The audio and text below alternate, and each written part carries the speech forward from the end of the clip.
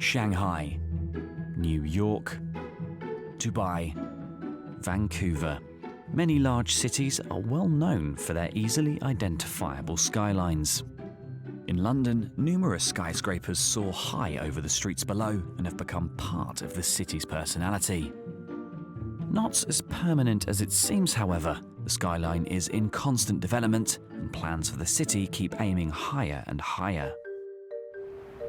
In this craze for tall buildings, some skyscrapers stand out for the wrong reasons. Yesterday, people were filming this bike saddle that had actually caught alight, and the smoke was rising up off of there.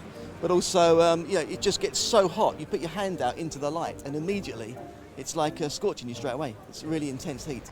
The walkie-talkie tower, nicknamed due to its distinctive shape, is a very good example of a city project that architects and urban planners didn't think through.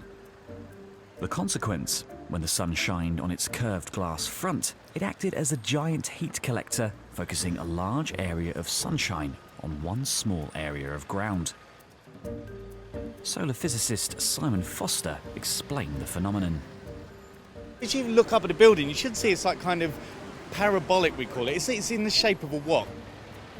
If you've ever seen like a satellite dish, what it does is it reflects radio waves down onto that receiver. Well, you can do the same with light.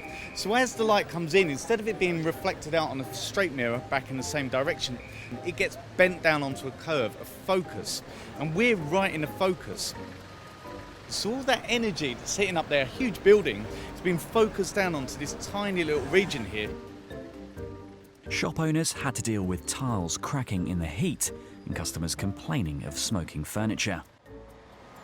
We didn't notice until one of our customers, they came in and then they said, you have a very serious problem, and they actually showed us the chair which was burning, and then the carpet was like smelling very bad, and I was like, what's going on here? This is actually, it got up to 92.6 degrees. That's Celsius. One of the news reporters at the scene didn't bother to go into the cafe for his lunch. It was hot enough to fry an egg outside. Having a curved surface like this, reflecting sunlight, is completely well known, so I'm very surprised this wasn't taken into consideration. And so what can be done about it? You could coat it in some sort of surface that either scatters the light out. The other thing is you could reorientate all the panes of glass, and they're not going to want to do that. And although it took them a few months, the developers found a permanent solution. The 37-storey building was fitted with shades to deflect the sunlight. Although the building's new look isn't as shiny as the architects intended, the walkie-talkie still plays its part in the dramatic London skyline.